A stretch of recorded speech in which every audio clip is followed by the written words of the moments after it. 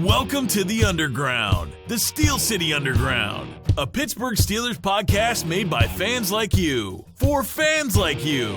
Now, here's your host, Joe Kuzma. Hello, everyone, and welcome to another edition of the Steel City Underground podcast. I'm your host, Joe Kuzma, and folks, flying solo for this one. In fact, it's pretty tough to do just by myself. Not really used to doing these podcasts. In fact, this is the first one since, we started doing the Steel City Underground podcast early 2016. We'll be celebrating a one-year anniversary here soon, so I'm not in the whole routine of, hey, the season's over. So this is going to be a little bit of new territory for me. There'll be new territory for you too as listeners. I know a lot of people are very frustrated, angry, mixed emotions, disappointed. And, I feel a little bit of all those things too, but I also feel pretty darn good that this team got as far as they did. Only 4 teams get to go that far to a conference championship game. And you know what? Only 1 team gets to win it all. Only 2 get to go in the Super Bowl. So by virtue of the result against the New England Patriots, a team that, I know a lot of people get upset. I know I got some friends calling me delusional out there too. It's like, there's just some things. They do call football the ultimate team sport. I don't like to scapegoat certain things such as coaching. Is there part of it with a game plan? Sure there is. I'm going to try and delve into that a little bit too, but there's also execution by the players, and there's a number of things that happen just, hey, they're going on the road. They've won 9 straight, so I'm definitely not used to talking about in a podcast with a Steelers loss. This is the first time out of 10 of these post-game ones that I'm doing it. I got to do it for 9 weeks in a row, and you know what? I can't really complain about the results of this season. I think a lot of people, they're going to start with the Terry Bradshaw BS. Terry somewhere giggling, not losing sleep. Yeah, okay, Terry, whatever. Ben just took another one of your records, so you could find something else to cry about. But, Mike Tomlin does not get enough credit for what he is capable of doing. We have just beat this to death with how many late round picks and undrafted players and guys that they have filling in on this roster and what they are capable of doing and how far that they went. You got to give credit to, I hate giving credit to the New England Patriots. I strongly dislike them, but Tom Brady, good, might go down as one of the greatest of all time. Very painful to say that. He doesn't make many mistakes. Do I think that New England was necessarily a more talented team? I think it's a push. I think when things go in your favor and things do not go in the Steelers' favor, you get to see a result like you did for the Sunday night's game. What else can I say about that, folks? And there's a few things that don't sit well with me. I think people were complaining about play calling in the red zone. When you don't score from the whatever inch line and you're trying to run D'Angelo Williams in there. I was wondering where Rosie Nix was. But this is the same debate that this is how the New England Patriots and Seattle Seahawks Super Bowl ended too. You got Marshawn Lynch. Why don't you just hand him the ball and they end up throwing this. Wilson throws the interception. So what happens if Ben throws the ball there? It's always the coulda, woulda, shoulda. Hindsight 2020. It doesn't mean that even the hindsight being 2020 that it would have necessarily worked anyway. It's very tough. So I think my only comment on that one particularly, and ending up without a touchdown there, which really sucked, killed the momentum. The Steelers pretty even going, even paced up to that point. If Jesse James gets in there, I think it changes New England's game planning a little bit too, what they're calling. So I don't understand. I don't understand where Rosie Nix was as far as using the fullback. And I think some people are really, really tough on the wide receivers too. I thought Eli Rogers had a fantastic game. I didn't think that necessarily Antonio Brown was shut down. I think they threw some coverage at him. He still got his stuff here or there. I think in particular was not to really throw any jabs at Ed Bouchette, but Ed Bouchette saying a lot of things about Kobe Hamilton. I think that's an emotional response. What are you going to do, man? You don't catch them all, you don't win them all. We saw this happen against the Denver Broncos in the divisional playoff game just a year earlier, where Marcus Wheaton dropped a long pass that if he would have hauled that in, that might have been all the difference between moving on to the AFC Championship just in much of the same way. So Sammy Coates gets one that's right off of his fingertips. We don't even know. He's probably going to have surgery on his fingers. And I'm not trying to, listen, folks, I'm not trying to make excuses here. This is just the way things go with football. Sometimes look, Chris Hogan dropped some balls out there, and he had a fantastic game. He had a huge game for the New England Patriots, and there were some easy ones he dropped. Very simple. You have one come off of Eli Rogers' fingertips. Not really his fingertips, but he fumbles. Or you have Ben, it was a bad pick that Ben threw there, and Ben was incredibly sharp throughout this game, I thought. And it was kind of funny because you hear Phil Simms saying he was just about to comment on how good Ben was doing, and then realized that as soon as he threw that interception, it was like, geez. So Ben Roethlisberger in this game, 31 of 47, 314 yards, a touchdown, and the interception. The rating's 83.1. That's because the one TD to the one pick, but 66% completion percentage. I mean, look at Brady. Brady, 32 of 42 attempts, 76.2, and of course, 3 touchdowns, no picks. He gets a 127.5. Couldn't force him to make any mistakes. I think that's the number one. This is the number one thing there. We said they had to get pressure on them, and just watching the Texans and a lot of people saying, well, they're not the same two teams. Well, and maybe there's any type of variety of reasons for that. Steelers are playing however many weeks in a row.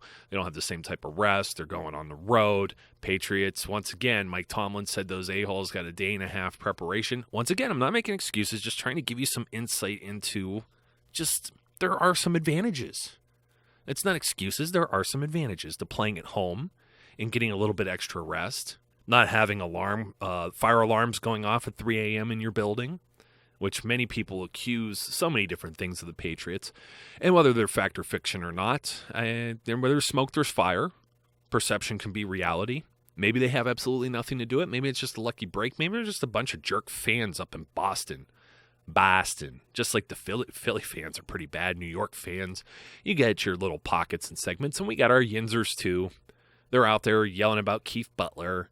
You got guys talking about, Brady picks apart zone defenses, and Artie Burns was a man cover guy in college. And look, you're not quite there yet. That's college. This isn't the pros. He's still a rookie. I mean, Mike Mitchell said this just a week ago. He said, I still see these guys make rookie mistakes.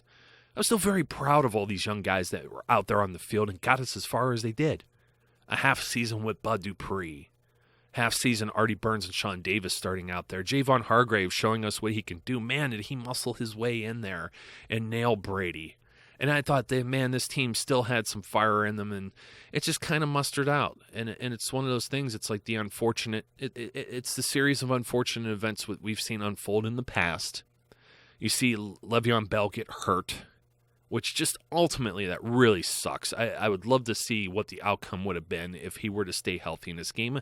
I've said all season he's the second best receiver on this team. You take him out of there, it's a huge, huge, huge part of the offense. I mean, that happens with you take any major player out of certain teams. Now, the Patriots, they don't really have all of those same major players. They didn't have Gronk out there, but hey, still, they got Brady. What would they do without Brady? Well, yeah, they won some games within their own division and whatnot, but they lost one too within their own division. So it happens. It happens a number of ways. I'm still not too impressed with the Patriots' run D. They get to pad their stats because the Steelers are passing because they're playing from behind. In the normal script, you see the Patriots have led for however many straight quarters from, the middle of the year. And that's why it looks the way it does. So it'll be interesting to see the matchup when they go into the Super Bowl. I'll talk about that more later because I'm going to need something to talk about. We won't have a whole lot of Steelers news to talk about between now and then. And I hope to keep in touch with you guys from there. But, you're probably thinking I sound pretty upbeat. I'm beat up over this. You guys just got to accept reality and move on. It's a game. And like I said, I'm proud of our boys. I'm proud of the season they had. Getting to the AFC Championship. Do I want more? Everybody wants more. Nobody ever wants to just settle for... Nobody wants to be like, oh, well, we're the Cleveland Browns. We're just happy to be in the NFL. Nobody's settling for that. That's not what I'm saying here. So don't misconstrue what I'm saying in that regard. I thought holding the Patriots early to that just a field goal, but then it's the series of unfortunate events, and you have like the flea flicker play, and you just see the momentum just all shift. The Steelers miss an extra point. Touchdown gets reversed on the replay, and then you can't get in, and you have to kick a field goal, and then you have another series where you can't score. And I will mention it. We've mentioned it throughout the year. There's officiating, and once again, I don't want to sound like that guy, but it just seems when I watch, it's tough for me. I know where Travis Kelce was coming from last week. I didn't necessarily say this, but one week that might be a call, and one week it might not. And we see it. It seems like the referees let them play. Did I necessarily have a problem with it? Yes and no. I saw 2 different third down attempts the Steelers go off the field. You had face guarding. I think it was Eli Rogers. They say you got to fight for that ball, come back to that ball a little more. He had a guy like in his face that never turned around, has his back to him. We got one of those last week, but the ball hit Mike Mitchell in the back before Mitchell even made contact with the receiver. This is completely opposite. Eli had a chance to get that. It was by his hands, and the defender's making contact and has his back turned. And when you see those calls get made and you follow a team as closely as we do, being passionate for the Pittsburgh Steelers, all these weeks back from practically Labor Day, around, what was it, maybe even September 11th in that area when the season kicks off. And it's sad to see the season go now. You got to wait so long for football to start back up. It won't count the Super Bowl. We'll all watch, but can't watch the Patriots. That's the thing that really sits. It doesn't even sit so hard with me when the Broncos won. There are certain teams. It just seems like with the Patriots, it's just a different ordeal that I get so sick of people just blowing smoke up their butt. You got these fans who find me, find our blog, find our website, our Twitter accounts, and leave all kind of just rude, some nasty comments, swearing, vulgarity, profanity, just nasty stuff. It's like, why? Who cares? This is a game. I feel for all those men that were out there, the young men. I feel for James Harrison, who's got to decide now if he's going to be playing another year, or Lawrence Timmons, maybe somebody like that, who's thinking if he's continuing in the National Football League, if he'll still be a Steeler. I think it's tough for Mike Tomlin. A lot of people want to run Mike Tomlin through the mud, but like I said, look what he's done. Look what he's done over 10 years. He has this team a game from the Super Bowl without having any off years where they lost and were awful and had to rebuild, such as other teams. You almost want them to have one bad year so they could be like Dallas and get like a high-quality pick like a Zeke Elliott. Not necessarily saying they need a running back and they need Zeke Elliott, but just a game changer like that. Even selecting higher in all of the other rounds, that puts you at a disadvantage. So considering when he's able to do all those times, very good. You got to wonder if Todd Haley will be back. I don't believe he's been extended yet. I know there were a lot of people looking at him for head coaching jobs, but most of those are already filled up. I don't feel so great about changing offensive systems again, considering how this has worked. It has worked. But you look at the personnel. No Martavis Bryant. They lost Marcus Wheaton throughout the year. And they're still able to make do. So this team's going to be a lot stronger, a lot, steal Mike Tomlin phrase, battle-tested come next season. Everything else is going to be in place. I think Keith Butler's done a fine job. I think they're finding their way. You still got young players who are learning this game. Artie Burns. Oh, that's what I did want to mention, though, talking about Brady picking apart zone. And forgive me if I'm a broken record. I mean, I'm kind of a mess doing this with obviously the result of this game not being happy.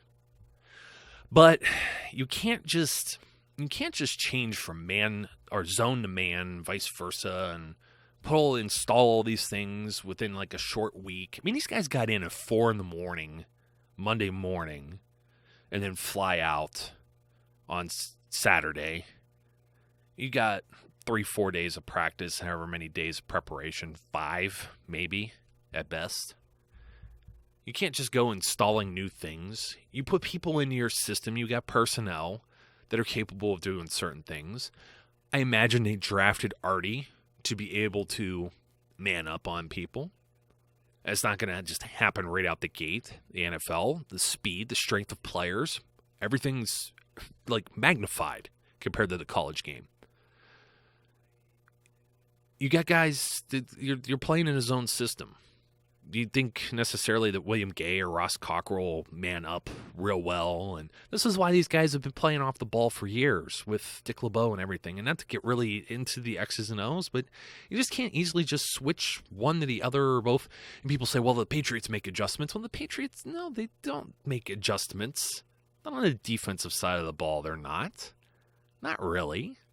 Not at all. Offensively, they're putting the offensive game plan in to beat that defense. That's what the Steelers are doing, too, and then they don't have Le'Veon Bell. It's the same old story, and some Patriots trolls come after me. Ha, ha, ha. See, of course they do it when there was like 3 minutes left in the game and start with their stuff. See, I told you, because they had that graphic of Tom Brady and who they played, and you know what? They still played this Steelers team without Le'Veon Bell. Le'Veon Bell, I think one snap after the first quarter, he carries the ball 6 times for 20 yards. He had a 3.3 average. And then he's out of the game. He had a 6-yard long. We didn't get to see anything from Le'Veon Bell. Second best receiver on this team as well. So, sorry, getting the whole buzz from the Mike Tomlin press conference too. And he says the team failed collectively and didn't play the type of ball we normally play. Well, that's what he's going to say. Obviously, there's got to be winners and losers. Overall, I'm still pleased with a lot of things I see. I see Eli Rogers is emerging as a threat.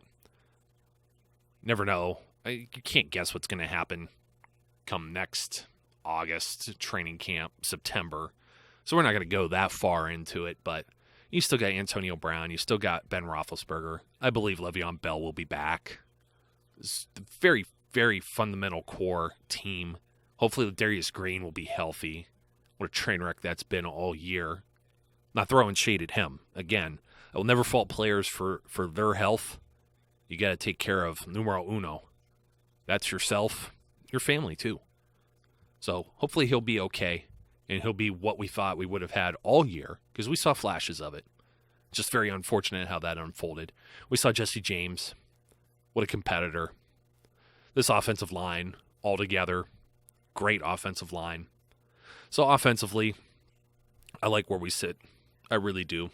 I think Sammy Coates, he flashed early. I think people were trying to figure out what's going on, but hey, you know what? Kobe Hamilton drops a ball. Kobe Hamilton gets a guy basically smacking him in the face on a 4th down, trying to high point the ball. Good defense, you could say.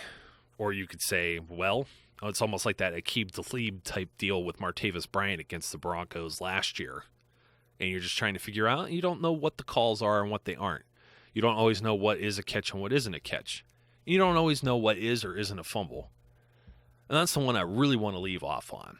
And when you have Jim Nantz and Phil Simms, who have been doing nothing but yucking it up for the Patriots like they do every game, how about the one comment by Phil Simms?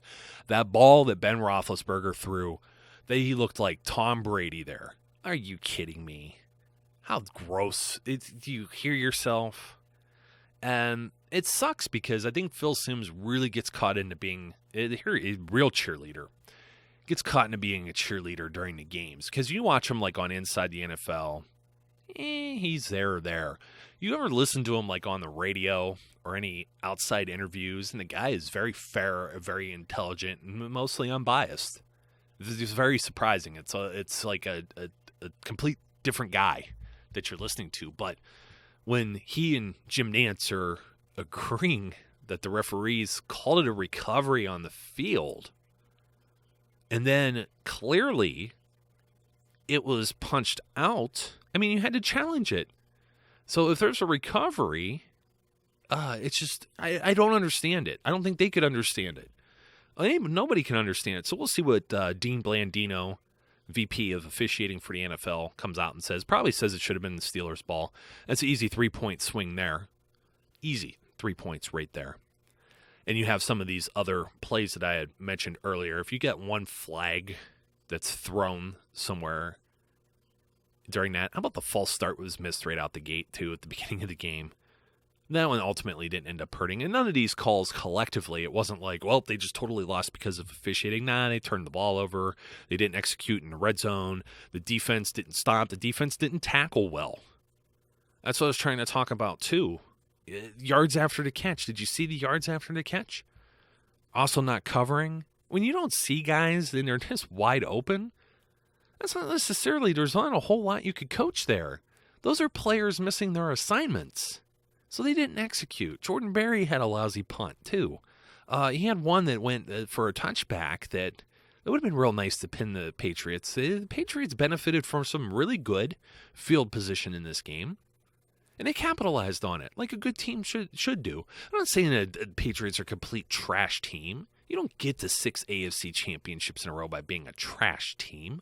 I just really thought that when you ask who has the best receiver, who has the best quarterback, you could argue one way or the other. The best running back, well, you'd say Le'Veon Bell. You'd say Antonio Brown, wide receiver. Best offensive line, you would say the Steelers.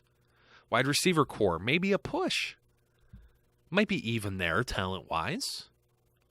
Didn't look like it tonight, but, or last night. However, just all over the place, folks. You see where I'm headed with that, and you would have expected a little bit more, but when they don't execute, you can't necessarily blame coaching. Well, here, let's change all this up. It's called a game plan. They have a script. Usually they go through it from first quarter through halftime and whatever else, and then they have to start adjusting, and they have to adjust to the situation. Passing instead of running because you're behind. Things of that nature. I don't know what else you could do on defense. The Patriots are just going to try and eat up some clock, run the ball. I thought the Steelers did really well.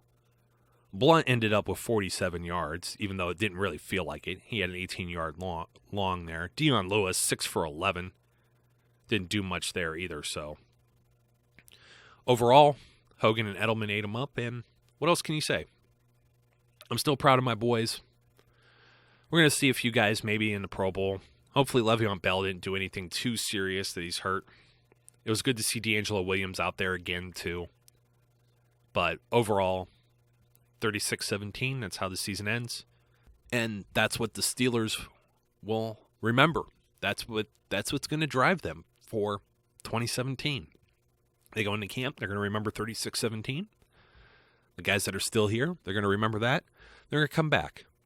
And there was a very interesting comment made at the end of the broadcast about how you have to build your team not to win a division but win a Super Bowl. I think they're getting there. I don't think people realize just how many holes they had in this defense that had to be repaired. This has been ongoing for a long time. You lost Casey Hampton, Aaron Smith, and Brett Kiesel, and then Harrison left and came back. You didn't have him either. Jason Worlds retired. He didn't really end up being the heir apparent, nor did Jarvis Jones getting drafted. So Lamar Woodley got hurt. I mean, you had Woodley and Harrison. You look at that. Those are the guys right up. There's 5 guys right up front right there. I think they did a good job with replacing Ferrier, and Timmons has still been there. And some people love or hate Ike Taylor and just trying to find a guy to play it on the other side with him, whether it be Keenan Lewis or Cortez Allen. That had been a problem, but maybe not as much because you had Troy Polamalu, you had Ryan Clark. A lot of talent that had to be replaced there. So when you say you're building a team for a Super Bowl, I don't see a lot of holes on this Steelers team. And I think now you could go after, what do you need in order to beat the New England Patriots? Because before it was, what did you need in order to beat the Denver Broncos? And the Denver Broncos needed to get what they needed to get to beat Tom Brady. That's why they did what they did with defense and going out and getting Peyton Manning for those years. And other teams do it in other conferences. And you got to get out of your division first. You got to be able to beat the teams in your division. And then look at maybe 1 or 2 other teams beyond that are always going to be like a thorn in your side. So still a lot of positives to take from this season. You had Cam Hayward getting hurt, and he will return as well. You still had a lot of positive growth with guys like L.T. Walton, I mentioned Javon Hargrave as one of the rookies. Stephon Tuitt, what a major leap he made this year. All the other linebackers look great. Dupree, Shazier. We'll see if Timmons or Harrison come back. We saw Vince Williams play a little bit, and he did real well. You still have Justin Gilbert, who they traded for in the secondary. You still have Senquez Golson. We don't even know who he's going to be. Hasn't played it down yet. So, really interesting. Ross Cockrell, I think he's restricted free agent, could be back. Still not shabby. A lot of people are like, he's trash. So whatever you want to scapegoat. Mike Mitchell, he's the real deal. I think Sean Davis, the real deal, too. Artie Burns, obviously. These guys all coming a long way. Doesn't happen overnight. Didn't happen overnight for the offense either. That offensive line had to get patched up. They drafted Lev Bell. Antonio Brown ascended. You always had Ben there, but you had Heath. He was a cornerstone up until this year, having retired. A lot of positives. The specialists are good. Chris Boswell, Jordan Berry. Really looking forward to it.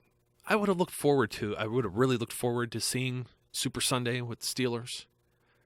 But overall, I'm going to take it at face value. They won a division. They won a playoff game. Maybe next season, they get a bye. And they only have to win 2 games walking into the Super Bowl. And they get to do it at Heinz Field. How great would that be? So, those are the type of advantages I'm talking about. You get a flag or a fumble call that go your direction, and that score might flip a different way. Jesse James gets an extra 6 inches and scores there. All these little things amount to the story of the game. It's just unfortunate that that story didn't end up in our favor. So, folks, going to want some phone calls. And hopefully I've eased some of the tension and people just aren't too upset out there. You're probably thinking that I'm nuts, fire everybody, but that's not how this works in the NFL. As we know, as being Steelers fans, consistency. Look at the Patriots. They don't win by firing everybody. It's not how that works. The very, very consistent, promote from within. You've heard the term Patriot way. Steelers have that too. Standard is the standard. It pretty much is. I'm proud of these guys. That's where I'll leave it off. So hopefully we'll have lots of interesting things to talk about this offseason, and I'll look forward to you guys calling in at 203-900-4SCU. I also want to thank everyone who has been with us throughout the entire 2016-17 season. That would be our listeners and everyone who follows us on social media. Now have over 12,000 likes on the Facebook page. Just incredible from where we were a year ago. Almost 7,000 followers on Twitter. We got the Instagram going at the same time. It's just very humbling, and I'm glad that you like our takes. I'm glad you listen. I'm glad you agree with the whole team here. Associate Editor Eric Herman, Terry Fletcher, who does the WTF with me, Brian Roach, who usually does the previews and the reviews, or the good, bad, and ugly, and all those fine writers and fine people that I've met and have come aboard here.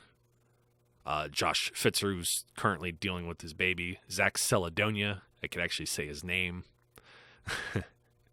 We got Megs, as I like to call her, who helps with some of the graphic work. All these fine folks, and I would be remiss if he were listening. He'd probably be upset that I forgot about him. I didn't forget about you, Jim. Always outspoken. It'll be interesting. I'm sure Jim will have some great things to say about this season, about coaching and everything else. I know he wanted to talk about bandwagon fans. All the people who were ready to fire Tomlin 3 months ago before they went on this tear, and now everybody was all happy and everyone's unhappy again, and that's, I guess, where I'm at. So you have a chance. Find all these people. Find all these great members of our team. I'm always tweeting things out and talking with them. Give them a holler and say thank you as well. Until next time, be safe, be good, and I will catch you later.